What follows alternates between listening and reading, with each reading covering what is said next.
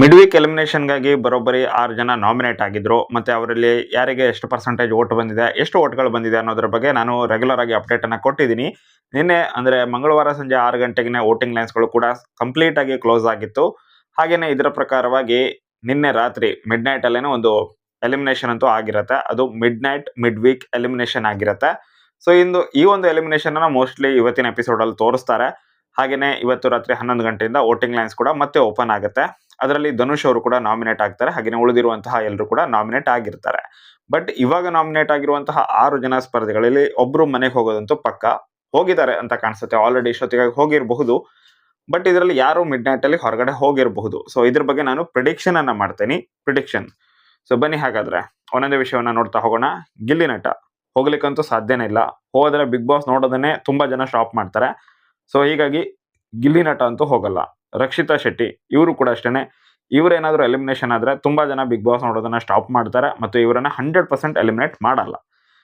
So ಹೀಗಾಗಿ ಇವರಿಬ್ಬರಂತೂ safe. ಇನ್ನು ಉಳ್ಕೊಂಡಿರೋದು 5 ಜನ.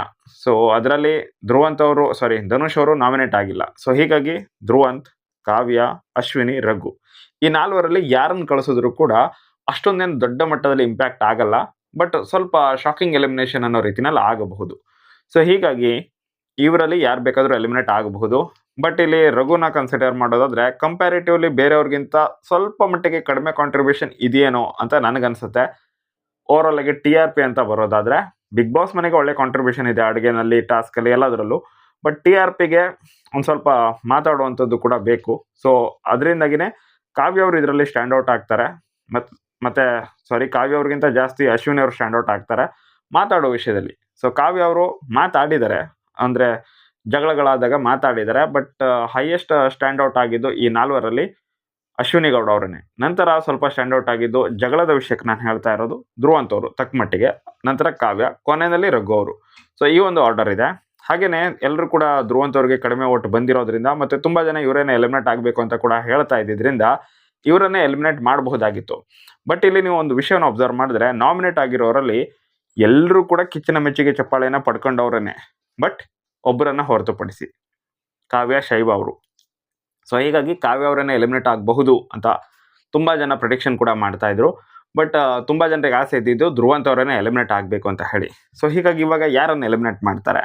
ಸೊ ಧ್ರುವಂತ್ ಅವರಿಗೆ ಕಿಚ್ಚನ ಮೆಚ್ಚುಗೆ ಚಪ್ಪಾಳೆ ಬೇರೆ ಸಿಕ್ಕಿದೆ.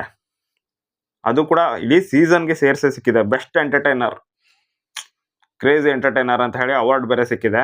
ಕಿಚ್ಚನ ಮೆಚ್ಚುಗೆ ಚಪ್ಪಾಳೆ ಇಡೀ ಸೀಸನ್ಗೆ ಸೇರಿಸಿ ಎಂಟರ್ಟೈನರ್ ಅನ್ನೋ ರೀತಿನಲ್ಲಿ. ಸೊ ಇಂಥವ್ರನ್ನ ಎಲಿಮಿನೇಟ್ ಮಾಡ್ತಾರಾ? ಸೊ ಖಂಡಿತವಾಗ್ಲೂ ಅವರನ್ನ ಎಲಿಮಿನೇಟ್ ಮಾಡೋ ಪ್ಲಾನ್ ಇಲ್ಲ ಬಿಗ್ ಬಾಸ್ಗೆ. ಸೊ ಅದರಿಂದಾಗಿನೇ ಅವರಿಗೆ ಇಡೀ ಸೀಸನ್ಗೆ ಸೇರಿಸಿ ಕಿಚ್ಚನ ಮೆಚ್ಚುಗೆ ಚಪ್ಪಾಳೆಯನ್ನು ಕೊಟ್ಟಿದ್ದು. ಬಟ್ ಏನಾಗಿದೆ ಅಂತ ಹೇಳಿದ್ರೆ ಬೇರೆ ಎಲ್ಲರಿಗೂ ಕೂಡ ಇವ್ರಿಗಿಂತ 1 ಮಿಲಿಯನ್ಗಿಂತ ಜಾಸ್ತಿ, ಆಲ್ಮೋಸ್ಟ್ ಮಿಲಿಯನ್ ಹತ್ತತ್ರಕ್ಕೆ, ಅಂದರೆ 10 ಲಕ್ಷಕ್ಕಿಂತ ಜಾಸ್ತಿ ಓಟುಗಳು ಧ್ರುವಂತ್ ಅವರಿಗೆ ಕಂಪೇರ್ ಮಾಡಿದ್ರೆ ಬೇರೆಯವ್ರಿಗೆ ಬಂದಿದೆ.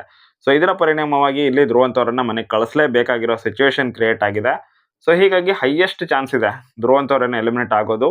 ಇಲ್ಲ ಅಂತ ಹೇಳಿದ್ರೆ ನೆಕ್ಸ್ಟ್ ರಘು ಅವರು ಎಲಿಮಿನೇಟ್ ಆಗೋ ಚಾನ್ಸಸ್ ತುಂಬಾನೇ ಹೈ ಇದೆ. ಕಾವ್ಯ ಮತ್ತೆ ಅಶ್ವಿನಿ ಗೌಡ ಅವರಂತೂ ಎಲಿಮಿನೇಟ್ ಮಾಡಲ್ಲ. ಹೈಯೆಸ್ಟ್ ಚಾನ್ಸ್ ಇರೋದು ಒಂದು ಧ್ರುವಂತ್ ಅವ್ರದ್ದು, ಇಲ್ಲ ಅಂತ ಹೇಳಿದ್ರೆ ರಘು ಅವ್ರದ್ದು. ನಿಮ್ಮ ಪ್ರಕಾರ ಯಾರು ಎಲಿಮಿನೇಟ್ ಆಗಬಹುದು? ನಿಮ್ಗೇನು ಅನ್ಸುತ್ತೆ?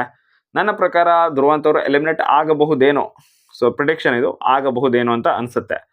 ನಿಮ್ಮ ಅನಿಸಿಕೆಯನ್ನ ನೀವು ಕಮೆಂಟ್ ಬಾಕ್ಸಲ್ಲಿ ಕಮೆಂಟ್ ಮಾಡಿ. ಈ ರೀತಿಯಾಗಿ ಧ್ರುವಂತ್ ಅವರು ಎಲಿಮಿನೇಟ್ ಏನಾದರೂ ಆದರೆ ಇದೊಂದು ರೀತಿ ದಾಖಲೆ ಕ್ರಿಯೇಟ್ ಆದ ರೀತಿನಲ್ಲಾಗುತ್ತೆ.